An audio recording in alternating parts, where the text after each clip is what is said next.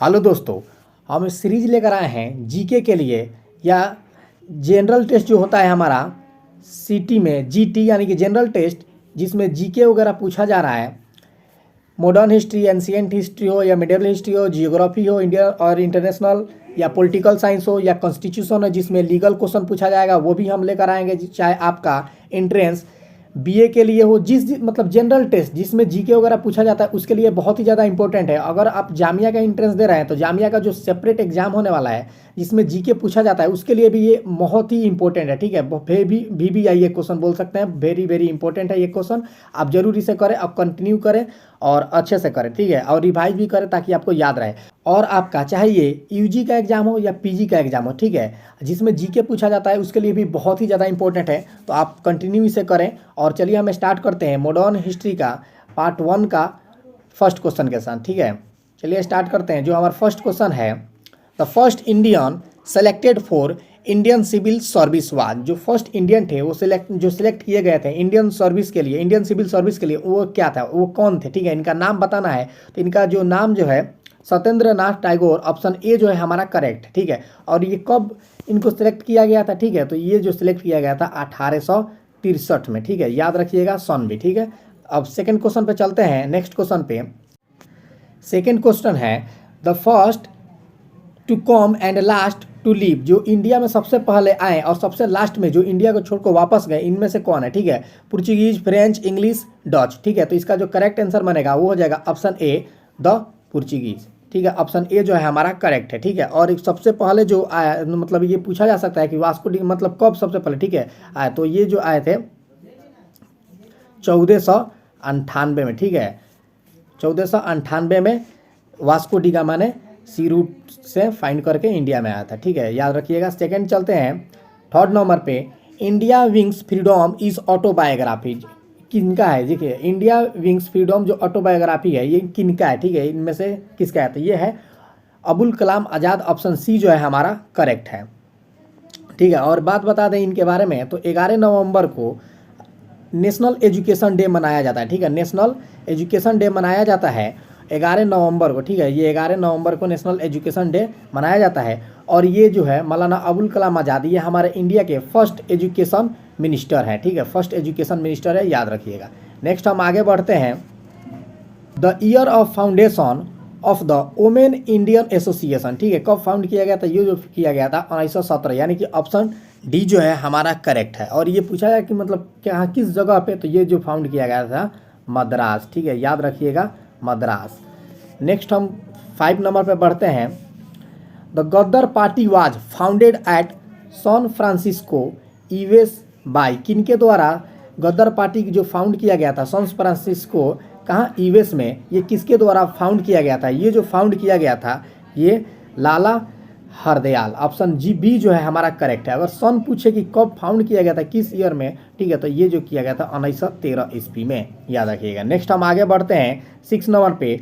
The Poona fact was an agreement between. जो Poona fact है वो किन दो लोगों के बीच ये एग्रीमेंट हुआ था? ये जो हुआ था गांधी जी और अंबेडकर, यानी कि ऑप्शन बी जो है हमारा करेक्ट है। और ये जो हुआ था ये कब हुआ था? ठीक है, तो ये जो हुआ था हमारा 1932 ईस्वी में हुआ था, ये भी याद रखिएगा। नेक्स्ट हम क्वेश्चन पे बढ़ते हैं 7 नंबर पे। तो 7 नंबर है, who started the first English newspaper in India. India में फर्स्ट इंग्लिश न्यूज़पेपर किसने स्टार्ट किया? ठीक है, तो ये किसके द्वारा किया गया है? जे ए हिंग।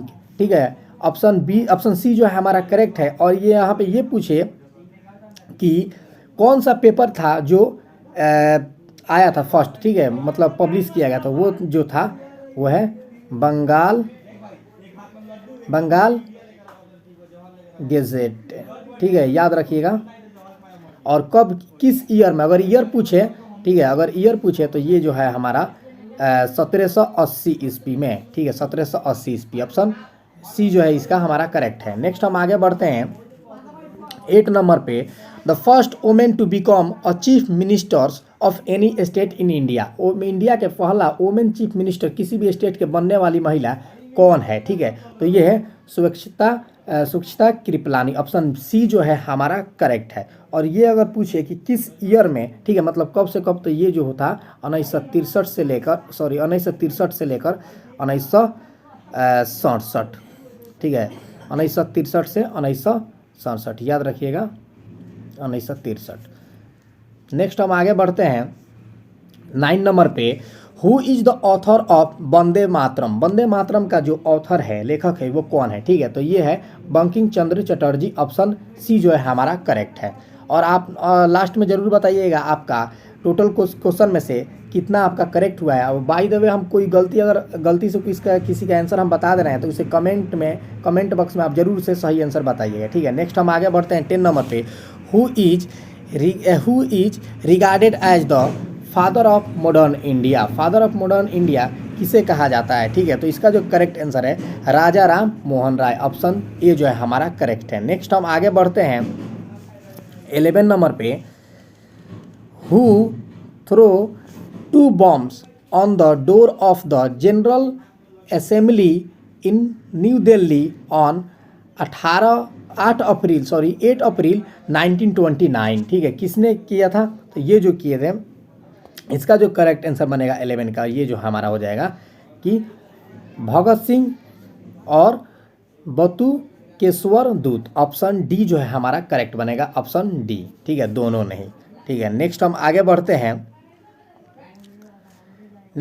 बढ़ते हैं Gopal Krishna Gokhale was born in Marathi Brahmin family at, कहाँ पे? ठीक है, कहाँ पे इनका हुआ था? तो ये जो हुआ था करेक्ट आंसर बनेगा रत्नागिरी, ऑप्शन ए जो है हमारा करेक्ट है। अगर यही पूछे कि गोपाल कृष्ण गोखले जो हुए थे, इनका मतलब बर्न किस ईयर में हुआ था, ठीक है, किस ईयर में इनका बर्न हुआ था, तो ये जो हुआ था डेट जो अगर बात करें तो 9 मई और 1866, ठीक है, 1866, याद रखिएगा। नेक्स्ट हम आगे बढ़ते हैं 13 नंबर पे। The first Indian who was elected to the leadership of the communist international was, leadership of the communist international का जो लीडरशिप फर्स्ट जो इलेक्ट किए गए थे, ये कौन थे? ठीक है, तो इनका जो करेक्ट आंसर बनेगा एम.एन. रॉय, ऑप्शन सी जो है हमारा करेक्ट है। नेक्स्ट हम आगे बढ़ते हैं 14 नंबर पे। Who had founded the Deccan educational society? Deccan educational society का जो फाउंडर थे वो कौन है इनमें से? ठीक है, तो इसका जो करेक्ट आंसर मरेगा वो हमारा हो जाएगा महादेव गोविंद रनाडे, ऑप्शन डी जो है हमारा करेक्ट है। नेक्स्ट हम आगे बढ़ते हैं 15 नंबर पे। Which of the flowing leader organise the Swaraj party? Swaraj party का जो लीडर थे वो कौन ऑर्गेनाइज किए थे, कौन लीडर थे? ठीक है, तो इसका जो करेक्ट आंसर जो बनेगा ये हमारा हो जाएगा CR Das and Motilal Nehru, option C जो है हमारा करेक्ट है 15 का 15 का, ठीक है। नेक्स्ट हम आगे बढ़ते हैं 60 नंबर क्वेश्चन है the Dandi March undertaken by Gandhi was, तो इसका जो करेक्ट आंसर बनेगा 16 का, ये जो हमारा हो जाएगा a part of civil disobedience movement, ठीक है, ये भी उसी टाइम स्टार्ट हुआ था। और जो डांडी मार्च है वो अगर पूछा जाए कि कब स्टार्ट हुआ था, ठीक है, पूछा भी गया था, तो 12 मार्च याद रखिएगा, 12 मार्च 1930 ईस्वी में, ये डेट याद रखिएगा, पूछा भी जाता है, पूछा भी गया था। नेक्स्ट हम पढ़ते हैं 17 नंबर पे। The author of a nation in the making was, इसका जो ऑथर है वो कौन है? SN बनर्जी, ऑप्शन ए जो है हमारा करेक्ट है 17 का, ठीक है। नेक्स्ट हम आगे बढ़ते हैं 18 नंबर पे।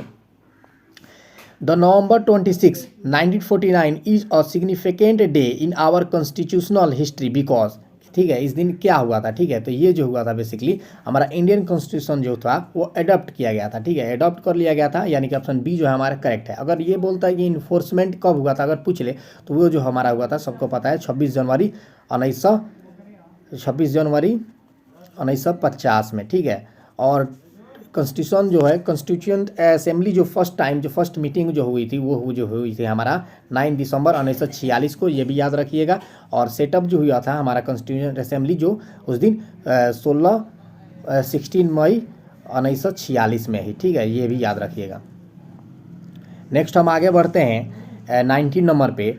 In which year was Burma separated from India, India से बर्मा किस साल किस ईयर में अलग हो गया, ठीक है। तो ये जो अलग हुआ था 1937 यानी कि 1937, यहाँ पे करेक्ट आंसर सी हो जाएगा, ठीक है। नेक्स्ट हम आगे बढ़ते हैं 20 नंबर पे। Who of the flowing attend all the 3 round table conference, तीनों राउंड टेबल कॉन्फ्रेंस था जो कंटिन्यू हुआ था 1930, 1931 और 1932, यानी कि 1930, 1931, 1932, ये तीनों साल कंटिन्यू जो हुआ था, और ये तीनों जो अटेंड करने वाले हैं ये है हमारा ऑप्शन बी हो जाएगा, BR अम्बेडकर। नेक्स्ट हम आगे बढ़ते हैं 21 नंबर पे। Who declare Swaraj is my birth right and I shall have it, ठीक है। ये किसने डिक्लेयर किया, किसने कहा, ठीक है। तो ये जो कहे थे ये बाल गंगाधर तिलक, ऑप्शन बी जो है हमारा करेक्ट है। देखिए सारे क्वेश्चन इंपॉर्टेंट है, आपको एग्जाम में जरूर न जरूर ये देखने को मिलेगा, और ऐसे ही कंटिन्यू करेंगे आप हमारे चैनल को सब्सक्राइब कर सकते हैं। नेक्स्ट हम आगे बढ़ते हैं 22 नंबर पे। Who was the Nawab of Bengal during battle of Plassey, battle of Plassey जब हुआ था, ठीक है। ये अगर ये पूछे कि ये कब हुआ था, ठीक है, अगर ये पूछे कब हुआ था, तो ये जो हुआ था हमारा 1757 यानी कि 1757 ईस्वी में हुआ था। और कौन था उस समय नवाब, ठीक है, जब बैटल ऑफ प्लाजे हुआ था। तो इसका जो करेक्ट आंसर बनेगा ये हमारा हो जाएगा सिराजुद्दौला, ऑप्शन सी जो है हमारा करेक्ट है। नेक्स्ट हम आगे बढ़ते हैं 23 नंबर पे। Mahatma Gandhi began his political activities in India from, कहाँ से स्टार्ट किया गया था, ठीक है। तो ये जो किया गया था चंपारण मूवमेंट, यानी कि आप साउथ अफ्रीका से महात्मा गांधी 9 जनवरी 1915 को इंडिया आए, ठीक है, भारत वापस आए। और उसके बाद से ये चंपारण जो मूवमेंट है ये कब हुआ था, ये जो हुआ था 1917 ईस्वी में हुआ था, ये भी याद रखिएगा। पूछा जा सकता है कि चंपारण जो मूवमेंट है वो कब बिगेन हुआ, तो 1917 ईस्वी में। और महात्मा गांधी अफ्रीका से वापस कब आए, तो 9 जनवरी 1915 में। और 9 जनवरी को ही प्रवासी दिवस यानी कि NRI डे सेलिब्रेट मनाया जाता है हमारे इंडिया में, national NRI day.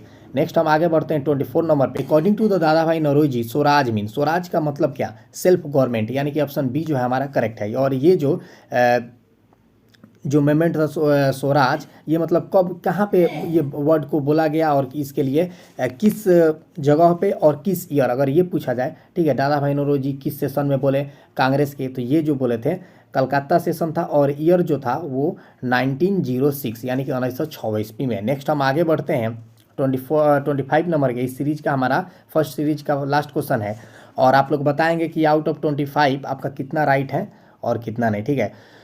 Which of the flowing was not of French settlement in India, French का सेटलमेंट इनमें से इंडिया में कौन सा नहीं है, ठीक है। तो कौन सा जगह जो है French settlement in India, French जहाँ पे नहीं रह पाए थे, ठीक है। तो ये जिसका जो करेक्ट आंसर बनेगा 25 का, ये हमारा है गोवा, ठीक है। तीनों जगह पे ये रह चुके थे सिर्फ गोवा को छोड़कर। तो इसी के साथ हमारा पार्ट 1 है जो मॉडर्न हिस्ट्री का ये कंप्लीट हुआ। और जो भी हम क्वेश्चन लाएंगे कंटिन्यू लेकर आएंगे, और बहुत ही इंपॉर्टेंट और सिलेक्टेड क्वेश्चन लेकर आएंगे। तो हमारे साथ आप कंटिन्यू बने रहें और कंटिन्यू करें और रिवीजन भी करें, और आप मॉक टेस्ट वगैरह का भी करें। मॉक टेस्ट भी हम हो सकता है तो लेकर आएंगे, हो सकता है कि हम मॉक टेस्ट भी आपको कराएंगे जब और थोड़ा करीब आ जाए, तब तक हम पार्ट वाइज इसे कवर करेंगे कंटिन्यू।